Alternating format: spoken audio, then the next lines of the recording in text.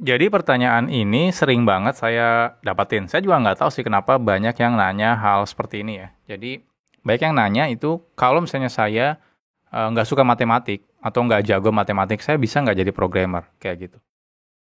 Nah, saya sebenarnya agak bingung ya definisi jago matematik itu apa. Karena menurut saya harusnya kita gitu ya sebagai manusia itu biasanya pasti udah ngerti ya matematika dasar gitu ya. Karena dari SD kita diajarin gitu ya. Atau bahkan teman-teman kita yang kurang beruntung yang tidak sekolah pun harusnya ngerti misalnya kalau cuma berhitung atau tambah kali bagi biasanya gitu ya.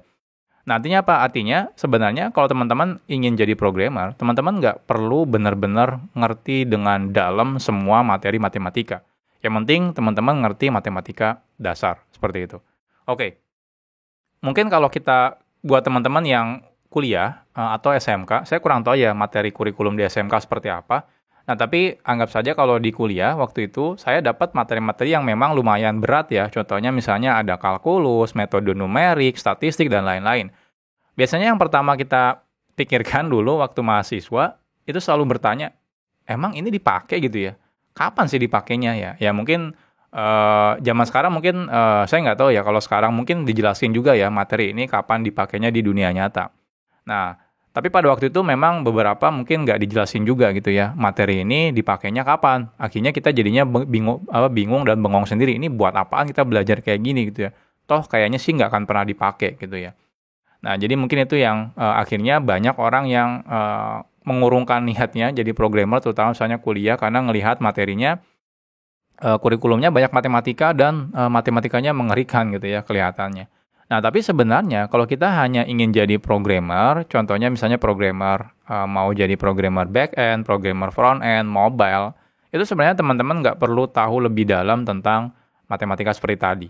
Teman-teman cukup ngerti tentang matematika dasar gitu ya. Jadi dasar-dasar matematika aja sesimpel. Nah, saya juga sempat lihat materi-materi dari anak saya yang SD gitu ya. Itu sebenarnya materi-materi yang kalau saya perhatikan itu sering banget gitu ya kita lakukan di programming. Kayak contohnya mungkin ya paling simpel ya tambah kali bagi dan lain-lain gitu ya. Atau bahkan kayak menghitung jarak atau misalnya mengubah dari jam ke menit ke detik. Itu kan itu sering banget kita dapetin kasus kayak gitu ya. Jadi sebenarnya materi-materi itu sudah pernah kita dapetin gitu ya di sekolah dasar mungkin ya, atau nanti kalau di SMP atau di SMA. Jadi sebenarnya dengan modal itu teman-teman sebenarnya udah bisa. Nah, cuma memang jadi mirip seperti ini. Kita misalnya sudah bisa mengendarai sepeda motor atau mengendarai mobil gitu ya. Selesai. Berarti kita sekarang sudah bisa dianggap sebagai pengendara gitu ya. Pertanyaannya apakah kita bisa disebut sebagai pembalap gitu ya? Ya belum tentu gitu ya. Nah, kalau teman-teman misalnya sudah mengerti matematika dasar, dasar-dasar matematikanya seperti tadi, teman-teman bisa jadi programmer gitu ya. Teman-teman bisa jadi programmer contohnya back end, front end, mobile dan lain-lain. Nah, tapi ketika teman-teman pengen menjurus ke yang lebih spesifik ya, beberapa bidang programming itu memang mewajibkan matematika yang lebih dalam. Contohnya misalnya teman-teman mau jadi game programmer. Game programmer teman-teman nggak cuma hanya harus ngerti dasar-dasar matematika gitu ya. Teman-teman harus ngerti lebih dalam lagi tentang geometri gitu ya, tentang fisika dan lain-lain. Saya sendiri sebenarnya kurang familiar ya materi apa aja. Tapi intinya banyak materi matematika yang teman-teman harus kuasai dulu untuk masuk ke game programming. Nah, kalau enggak ya jatuhnya banyak hal-hal yang nanti kita nggak ngerti gitu ya. Jadi kalau misalnya teman-teman maksain gitu ya tanpa belajar dulu ya nanti kita malah bengong sendiri gitu ya, bingung sendiri.